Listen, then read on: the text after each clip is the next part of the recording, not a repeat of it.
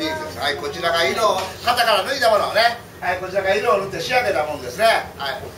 見ていただくと分かるようにね、ローストビーフ、肉ですから、肉が焼けたみたいに順番色を塗っていきます。で、色を塗る道具っていうのはね、今はもうほとんどがエアブラシって言って空気で色を吹きつけていく道具でね、主に着色していきますけども、まあこれもね、当然本物のローストビーフからね、型を作って成形してますから、はい、表面には肉の面凹凸あります。で、エアブラシで上から色をかけていくとね、こんな風に薄い濃いの吹き分けしかできないんですね。で、まあ肉焼いていくとね、表面だけ濃い焼けた色になるんで、はい、仕上げ前になると一個一個筆でね、その肉の面の一番高いところだけに濃い焼けた色を全体に。で、最後それにニスを塗ると、今まで塗ってきた色っていうのはこんな風に下から浮いてきてね、仕上がるということですね。まあ、他にもね、はい、こんな半分のいちご、はい、これ作る時は最初にね、白色で型から抜きます。で、白いところにこんな風に黄色い色塗ってね、次ね、赤い色を塗ります。で、これを半分に切ります。はい、で、このいちごの模様、ね、これ昔はね、ここにね、筆で一個一個手で描いてました。で、これは今はね、それデータでシール作ってますからね、一旦こちらにシールを貼って、再度いちごとシールの境目にまた赤い色を塗ってるということですね。ですからこれも手で描いてるとすぐ大変でしたけどね、シールになってもこんなふうに何回も色塗って非常に時間かかってます。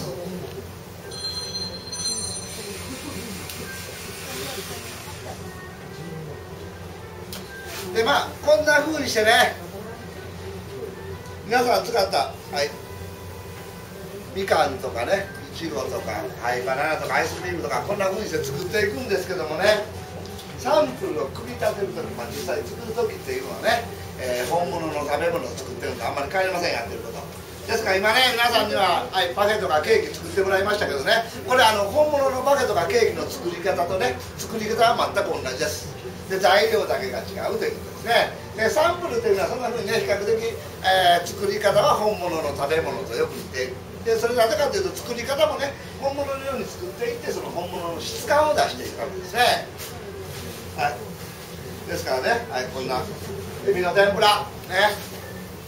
エビの天ぷらはね、はい、最初にエビの天ぷらを作るときはこんなふうに最初にエビ作ります。本物もね、最初エビさばいてこんなふうにボイドルします。で、次これ本物でしたら溶いた天ぷらこの中につけてね、油で揚げますけど、サンプル油で揚げれないんでね、はい、ここに天ぷらの衣になるビニールがありますからね、それ一回塗ります。ここまで大体一緒です。で、油で揚げる代わりにね、タバコの火がつくぐらいね、非常に熱いね、強い風の出る機械があるんでね、で、つけたビニールにその強い熱い風当てます。強い風なんでビニール飛んできますけど、熱いんで途中で固まります。ですから、つけたビニールをその機械の熱風で散らしながらね、徐々に固めていって、はい、こんな形にするということですね。はい、ですからね、これもエビを作って色を塗って、こんなエビの天ぷらの形になるまでね、かなり時間がかかるということですね。はい、次はね、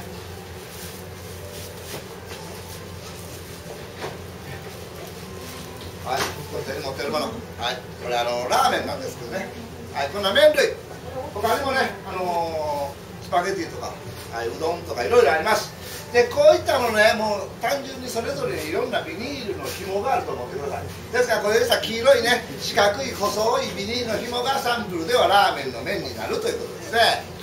で、例えばね、これラーメン作るとき、はい、最初にね、ラーメンの容器用意します。このね、食器っていうのは基本的には全部お店でもらってきます。お店ごとに全部食器違いますからね。で、こんなふうに少量ずつ麺を取って、これに熱い熱を加えるとね、茹でた麺みたいに柔らかくなりますからね、熱を加えて柔らかくして、はい、最初に容器の中にきれいに麺を盛り付けます。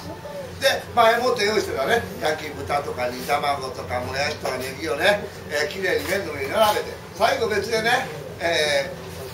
スープ色をした樹脂をね、作って、はい、その容器の中に流し込んで、全体を固めてしまう。ですからラーメン作ってるのとあんまり変わりませんよね。